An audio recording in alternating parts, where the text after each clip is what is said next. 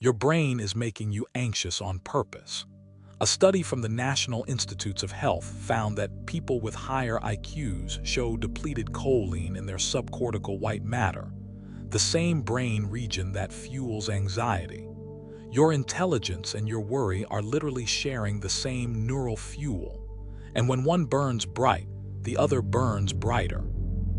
In this video, I'm going to show you exactly why your brilliant mind won't stop worrying, and the 3 patterns that keep you trapped. In 2017, researchers surveyed over 3,700 members of Mensa, people with IQs in the top 2%. The results were staggering. 20% had been diagnosed with an anxiety disorder. Nearly 27% had a mood disorder. In the general population, those numbers are around 10%. Highly intelligent people are twice as likely to suffer from chronic anxiety, not because they're weak, because their brains are wired differently. And that wiring has a name, the hyper-brain-hyper-body theory. Before the 3 patterns, let me ask you something. Have you ever tried to relax and failed? Not because you didn't want to, but because your brain wouldn't cooperate.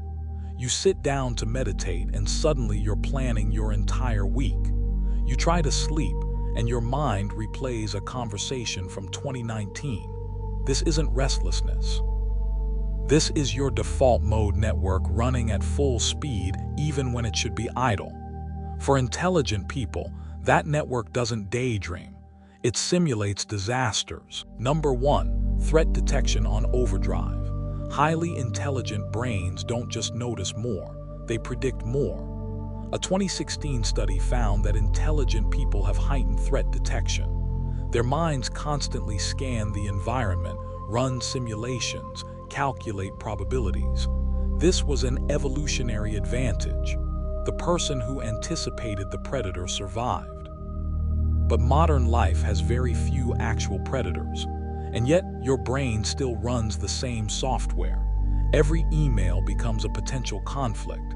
Every silence becomes a potential rejection. Every uncertainty becomes a potential disaster. Marcus Aurelius wrote, "If you are distressed by anything external, the pain is not due to the thing itself, but to your estimate of it." The problem isn't the email. It's your brain's estimate that the email contains a threat. Your intelligence isn't broken. It's miscalibrated for modern life. But here's the twist. This constant threat scanning, it's not making you safer. It's making you more fragile. Research found that high intelligence and worry co-evolved in humans. Worry was never a bug. It was a feature. The anxious ancestor who imagined every danger survived. The calm ancestor who only reacted to visible threats didn't. Your anxiety is literally the reason your intelligence exists, and your intelligence is the reason your anxiety persists. The 2 things you wish you could separate are actually the same evolutionary adaptation. Number 2, the rumination loop. This keeps you awake at 3 a.m. Something happens, a conversation, a mistake, a possibility. Your brain immediately starts analyzing it, but not productively. It doesn't solve the problem, it replays it over and over with slight variations. What if I said this instead? What if they meant something else? A 2022 study found that verbal intelligence correlates directly with worry and rumination in people with anxiety disorders.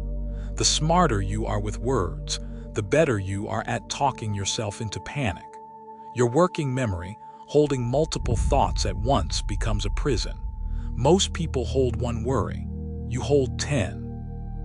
And your brain rotates through them like a slot machine, never landing on a solution, always spinning. The Stoics had a practice for this. They called it premeditatio malorum, the premeditation of evils, but they imagined the worst case once, made a plan, then let it go. You imagine it 1,000 times, make no plan, and never let it go. One is preparation, the other is self-torture. Number 3, the empathy overload. This is the one nobody talks about. Highly intelligent people have more developed theory of mind, the ability to understand what others think and feel. This sounds like a gift until it becomes a burden. Because when you can feel what everyone else is feeling, you carry their anxiety as your own. Your friend is stressed about work. Now you're stressed about their work. Your partner is worried about money. Now you're worried about their worry. This isn't empathy. It's empathy without boundaries.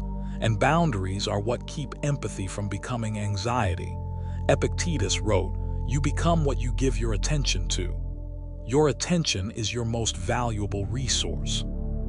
And right now, you're giving it away to everyone else's problems. Your brain runs threat detection for 10 people instead of 1. No wonder you're exhausted. Now here's the deep dive. Remember that NIH study about choline depletion? Here's what it means. Choline fuels brain metabolism. When your brain is highly active, which intelligent brains always are, it burns through choline faster. Both high IQ and high worry correlate with the same depletion pattern. Your brain is literally running out of fuel. And when a brain runs low on fuel, it becomes hypervigilant. It prioritizes survival over creativity. It chooses anxiety over calm. This is why you can't just think your way out of anxiety. Your brain isn't choosing anxiety because it's irrational. It's choosing anxiety because it's metabolically efficient. Anxiety keeps you alert. Alertness keeps you alive. And survival is your brain's only job. The researchers called this the hyper-brain hyper-body theory. Your brilliant mind and your anxious body are the same system, running on the same fuel, making the same survival calculation. And that calculation says, worry is cheaper than calm. So how do you fix this? 3 practical steps. Step 1, feed your brain. Eggs, fish, nuts, leafy greens are rich in choline. But more importantly, feed your brain with rest, not distraction, rest. 10 minutes of genuine silence, not scrolling. Your brain needs fuel, but it also needs recovery.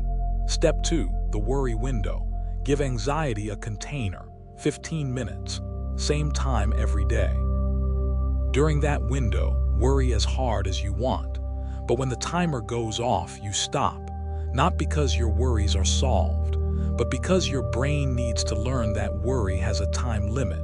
Step 3, the attention redirect. Every time you catch yourself scanning for threats, ask, is this protecting me from real danger or just burning fuel? If it's the second one, redirect attention to one physical sensation. Your feet on the floor, your breathing, the temperature of the air. Attention on the present is attention not on the threat. And that's where peace lives. Now remember the Mensa study, 20% anxiety rate, twice the general population. Here's what researchers didn't emphasize. The Mensa members with the lowest anxiety weren't the ones who worried less. They were the ones who worried differently. They used their intelligence to analyze their anxiety, not feed it. They treated worry as data, not destiny. They didn't try to stop thinking. They learned to think about their thinking. And that shift from being lost in your thoughts to observing them is the difference between anxiety and wisdom. The Stoics called this prasaj, attention to oneself, not self-obsession, self-awareness. The awareness that you are not your thoughts. You are the one who notices them. And the one who notices can always choose where attention goes next. For the next 7 days, try the worry window. 15 minutes, same time every day. When the timer goes off, practice the attention redirect. One physical sensation, nothing else. Comment below with the pattern that hit you hardest, 1, 2, or 3.